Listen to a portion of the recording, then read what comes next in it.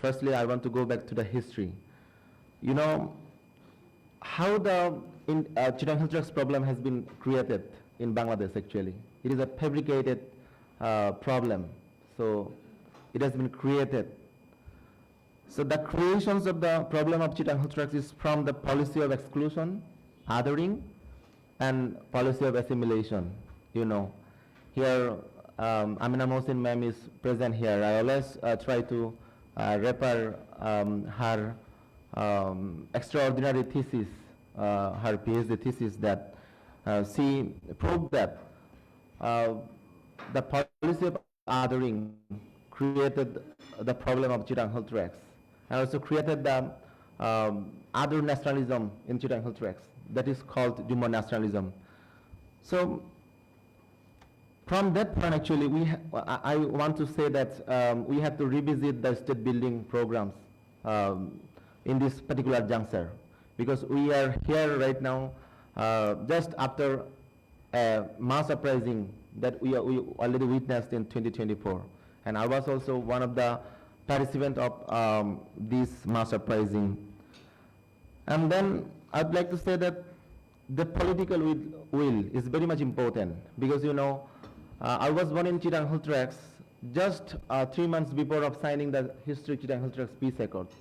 So these 3 months child actually right now is the 28 years of young person right now.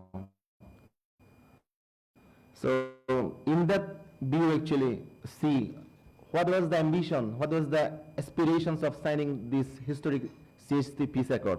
So we have to revisit those aspirations, those ambitions. What are the main expectations of the indigenous leaders and the mass people of indigenous peoples in Chittagong Hill Tracts. Then, you know, the signing of the accord was not easy, as far I know actually. So it was the result of 26 times of continuous dialogue with different governments. I think that there were dialogue with Ershad government at least 6 times, and at least 13 times with the Khaleda Zia government, and at least 7 times with the Awami League government. Then the Chittagong Hill Tracts Peace Accord has been signed in our country. So in this particular junction, actually, what should be done after the election? Actually, I want to go to that part, but I am a bit frustrated because I am not actually witnessing such upcoming policymakers here. I was very much interested to come here by seeing those names actually who will be running the upcoming Bangladesh. Owing to that, actually, I would like to mention something from my own perspective. The thing is, my expectations to the next government is to resume dialogue between the indigenous leaders and the state of the Bangladesh. And then reform the Chittagong Hill Tracts Accord Implementation and Monitoring Committee. It is very much important actually. You know, the interim government has already organized 2 times of dialogue of this Chittagong Hill Tracts Implementation and Monitoring Committee. And then formulation of the rules and business of the Chittagong Hill Tracts Land Disputes Resolution Commission. You know, the Chittagong Hill Tracts Land Dispute Resolution Commission is almost dead right now. So we have to resume to formalize these important institutions. That is one of the results of the Chittagong Hill Tracts Peace Accord. And then reform the CST Land Dispute Resolution Commission is also very much important, because right now the commission is not actually functioning properly. That's why actually I would like to say this one. And then finalize the voter list of the Chittagong Hill Tracts with the local voters. And then with that, actually the arrangement of the 3 Chittagong Hill Tracts, you know, there are 3 hill district councils and a regional council. Those are also the results of the Chittagong Hill Tracts Peace Accord. So we have to, if we want to democratize those institutions, we need to organize elections of those councils. And then hand over some special department which is very much important to restore peace and justice in Chittagong Hill Tracts.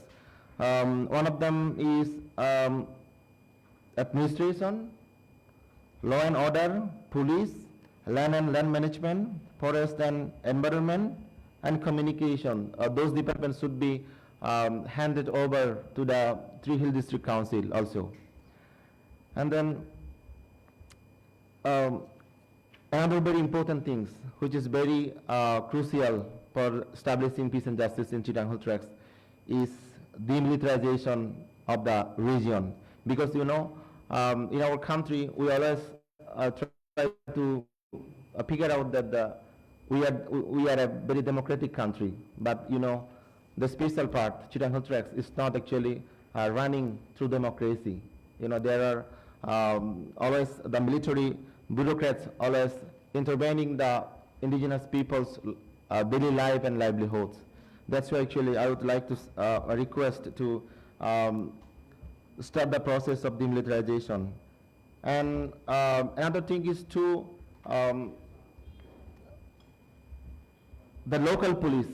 Local police is also another important things actually to establish under the provisions of the Chittagong Hill Tracts Peace Accord.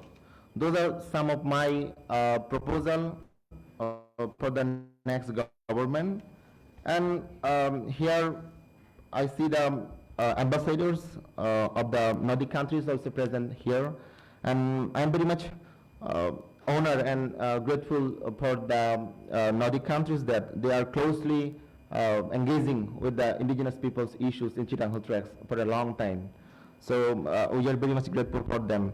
And as those Nordic countries are very much concerned for the rights of indigenous peoples, equality and social justice, recognition of diverse identity, participatory governance, respect for traditional knowledge and sustainable use of resource.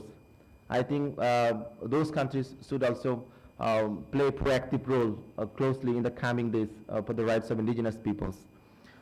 Last but not the least, I will conclude my speech here by mentioning a very important thing, that there is a very common say that if you do not respect our existence, please expect resistance. Otherwise, actually, as I am representing the indigenous youth boys here, I think that if the policy of exclusion, the policy of othering will continue in Chittagong Hill Tracts, then the situation will reverse into the pre-accord era. So it will not be good for any stakeholder in Bangladesh, neither for indigenous peoples nor for the state of the Bangladesh.